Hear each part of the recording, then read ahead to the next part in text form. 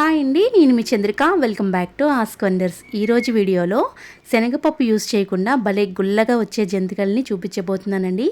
చాలా బాగుంటాయి. ఇందులో వేసిన ఇంగ్రీడియంట్స్తో మరింత రుచితో ఈ జంతికల్ని మీకు ఈ వీడియోలో చూపించబోతున్నాను. చాలా బాగుంటాయి. పిల్లలు పెద్దలు చాలా ఇష్టంగా తింటారు. మన అమ్మమ్మల దగ్గర నుంచి ఈ రెసిపీని అయితే నేర్చుకొని మీకు ఈ వీడియోలో షేర్ చేస్తున్నాను అనమాట. మరి లేట్ చేయకుండా ఎలా చేసుకోవాలో చూద్దామా. ముందుగా ఒక కుక్కర్ తీసుకొని 200 గ్రాముల వరకు మినపప్పును వేసుకోండి. నీళ్లు పోసి 2-3 సార్లు బాగా పప్పును కడిగేసి చక్కగా ఇందులో నీళ్ళు ఏమి లేకుండా చూసుకోండి. ఇప్పుడు దీంట్లోకి 1 కప్పు వరకు మనం మినపప్పును తీసుకున్నాం కదా, దానికి మనం 2 కప్పుల వాటర్ని యాడ్ చేసుకొని కొద్దిగా ఉప్పు 1/2 టీ స్పూన్ వేసుకొని దీన్ని మూత పెట్టి 4-5 విజిల్స్ వచ్చేంత వరకు ఉడికించుకోండి. ఇప్పుడు మనం పిండిని కలుపుకోవడానికి ఒక బేషన్ తీసుకొని దీంట్లోకి 1 కప్పు మినపప్పుకి 4 కప్పుల వరకు మనకి రైస్ ఫ్లోర్ అయితే పడుతుందన్నమాట. ఇది తడి బియ్యం పిండి కాదండి, మొత్తం కూడా డ్రై పిండే తీసుకోవాలి. మీరు సూపర్ మార్కెట్లో నుంచి కొని తెచ్చుకుందైనా పర్వాలేదు, మనం మిల్లు పట్టించుకున్న రైస్ ఫ్లోర్ అయినా పర్వాలేదన్నమాట. ఇలా శుభ్రంగా నీట్గా డస్ట్ ఏం లేకుండా చక్కగా జల్లించి పిండిని అయితే తీసుకోవాలి. చూసారు కదా, మొత్తం ఇలా జల్లించేసుకోండి. ఇందులో వేస్టేజ్ ఏవైనా డస్ట్ ఏమైనా ఉంటే తీసేసి పక్కన పెట్టేసేయండి. ఇప్పుడు దీంట్లోకి మంచి రుచి రావాలంటే మనం కొన్ని ఇంగ్రీడియంట్స్ అయితే వేస్తామన్నమాట. ఫ్లోర్ అయితే ఇలా ఉండేలా చూసుకోండి. ఇప్పుడు 1 టేబుల్ స్పూను వామును తీసుకొని చేతిలోకి కొంచెం నలిపి వేయండి. కొంచెం క్రష్ చేస్తే మనకి ఫ్లేవర్ అనేది బాగా వస్తుందన్నమాట. ఇప్పుడు దీంట్లోకి మరింత టేస్ట్ కోసం 2 టేబుల్ స్పూన్ల వరకు నువ్వులను తీసుకోండి.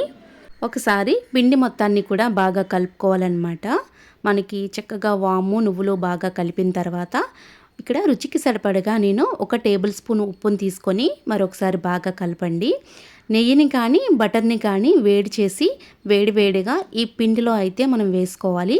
ఒక 3 టేబుల్ స్పూన్ నెయ్యి కానీ బటర్ కానీ తీసుకొని కరిగించి పిండి మొత్తంలోకి ఇలా వేసేసి బాగా కలుపుకోవాలి. వేడివేడిగా వేసాం కాబట్టి మనం స్పూన్తో మిక్స్ చేసుకున్న తర్వాత చేత్తో ఇలా నలిపి ఉండేలా కట్టాలన్నమాట. చూసారా, ఇలా ఉంటే సరిపోతుంది. ఇప్పుడు ఒక మిక్సీ జార్ తీసుకొని 5 లేదా 6 పచ్చిమిరపకాయలని ఇలా కట్ చేసి వేసుకోండి. దీంట్లోకి మనం 1 టేబుల్ స్పూన్ వరకు జీలకర్రని యాడ్ చేసుకుంటున్నాము. ఇది కోర్స్గా గ్రైండ్ చేసుకోవాలన్నమాట. ఇలా కోర్స్గా గ్రైండ్ చేసుకుంటే సరిపోతుంది. ఇప్పుడు పప్పు ఉడికిందో లేదో చూద్దాం. విజిల్ అంతా కూడా పోయిన తర్వాత ఇలా పప్పు ఉడికితే సరిపోతుంది. మరి జావలాగా మాత్రం ఉడకపెట్టొద్దు. ఇలా జస్ట్ ఇలా ఉడికితే సరిపోతుందన్నమాట. పట్టుకుంటే కట్ అవ్వేలాగా ముక్క అవ్వాలన్నమాట. ఇలా ఉడికితే మినపప్పు సరిపోతుంది. ఇప్పుడు కోర్స్గా గ్రైండ్ చేసుకున్న పచ్చిమిర్చి జీలకర్ర పేస్ట్లోకి ఈ పప్పును కూడా యాడ్ చేసుకొని మీరు అవసరమైతే కొంచెం వాటర్ని యాడ్ చేసుకొని మెత్తగా గ్రైండ్ చేసుకోండి. చూసారా, ఇలా ఉంటే సరిపోతుందన్నమాట. ఇప్పుడు మనం ముందుగా కలిపి పెట్టుకున్న పిండి మిశ్రమంలోకి ఈ మినపప్పు పేస్ట్ మొత్తం కూడా ఈ మినపప్పు పేస్ట్ మొత్తం వేసేసి పిండి బాగా కలిసిపోయేలాగా ఈ పిండి మిశ్రమంలో కలపాలండి మాట. మీకు అవసరమైతే కొద్దిగా వాటర్ని యాడ్ చేసుకుంటూ పిండి బాగా కలిసిపోవాలన్నమాట. దీంట్లోకి ఒక డోలా మనం తయారు చేసుకోవాలి. జంతికల కోసం ఏ కన్సిస్టెన్సీ పిండిని అయితే మనం రెడీ చేసుకుంటామో అలాగే ఇది కూడా అలాగే ఉండాలి. జస్ట్ వేళ్ళు పెడితే దిగేలా ఉండాలన్నమాట. అంత సాఫ్ట్గా మనం పిండిని కవర్ చేసుకోవాలి. పిండి ఆరిపోకుండా ఒక తడి క్లాత్, కాటన్ క్లాత్ కానీ కర్చీఫ్ కానీ తీసుకొని తడిపి ఇలా వేయండి. ఇప్పుడు జంతికల గొట్టంలోకి ఎంత ముద్ద అయితే సరిపోతుందో అంత తీసుకొని మీకు ఏ సైజు జంతికలు కావాలో అంత సైజులో జంతికలు వేసుకొని ఇలాంటి కాటన్ క్లాత్లో వేసుకుంటే మనకి త్వరగా తీసుకొని చక్కగా ఆయిల్లో వేయించుకోవడానికి సరిపోతుందన్నమాట.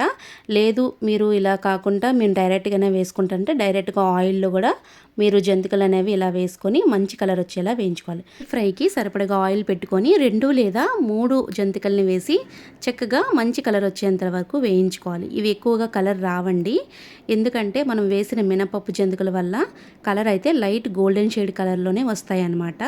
మనం వేసినప్పుడు పొంగుతాయి, తర్వాత ఆయిల్ అంతా కూడా నురగ తగ్గిపోతే జంతిక అనేది వేగిపోయినట్లే. చూసారు కదా, ఇలా అన్ని జంతికల్ని చక్కగా ఇలా వేయించి మంచి కలర్ వచ్చేంత వరకు వేయించుకుంటే గుల్లగా భలే వస్తాయండి. వీటిలో మనం వేసిన ఇంగ్రీడియంట్స్ వల్ల భలే గుల్లగా భలే టేస్ట్గా ఉంటాయన్నమాట. ఎప్పుడు జంతికలు చేయాలన్నా ఇలాగే చేసుకోవాలనిపిస్తుంది అనమాట. అంత బాగుంటాయి. ఒకసారి మీరు కూడా ట్రై చేయండి. ట్రై చేసి మీకు ఎలా కుదిరిందో నాతో కింద కామెంట్ సెక్షన్లో కామెంట్ చేయండి. వీడియో కనుక నచ్చితే లైక్ చేయండి, షేర్ చేయండి. మరిన్ని వీడియోస్ కోసం మా ఛానల్ని సబ్స్క్రైబ్ చేయండి. Thank you for all.